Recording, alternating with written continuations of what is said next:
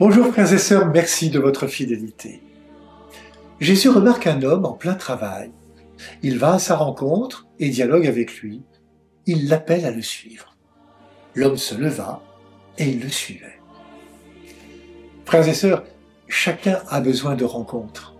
L'Évangile nous dit que chacun a besoin d'une rencontre personnelle avec Dieu pour découvrir le sens de son existence. Une rencontre en confiance, sans jugement, une rencontre qui saisit la profondeur du cœur. Lévi était-il destiné à rester toute sa vie à son bureau de collecteur d'impôts?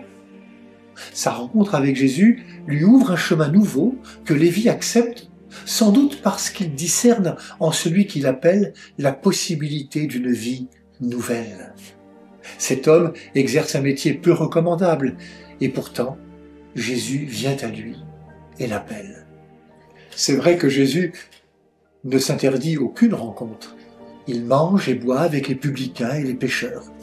Jésus décloisonne, il abat les frontières, il incarne pleinement Dieu dont on dit qu'il ne fait pas de différence entre les humains. Il fait se lever son soleil sur les méchants et sur les bons, il fait pleuvoir sur les justes et les injustes. Ce jour-là, le soleil de sa parole touche Lévi, là où sans doute il y avait une attente. Lévi deviendra disciple de Jésus, l'un des 12 apôtres. Il est bon, frères et sœurs, ce matin d'entendre que Jésus ne juge pas selon nos qualités et nos mérites, mais qu'il appelle et fait confiance gratuitement. C'est en le suivant, comme Lévi, que nous commencerons le chemin de conversion. Cet homme, lié à un métier d'argent, va apprendre de Jésus la gratuité de l'amour. En l'appelant, Jésus le sort du piège de l'argent roi. Quand Jésus appelle, c'est pour nous rendre libres. Avec Jésus, un nouveau départ dans la vie est toujours possible. Et puis, il y a ce repas qu'offre Lévi à Jésus. L'Évangile rappelle explicitement qu'il y a là des gens peu fréquentables.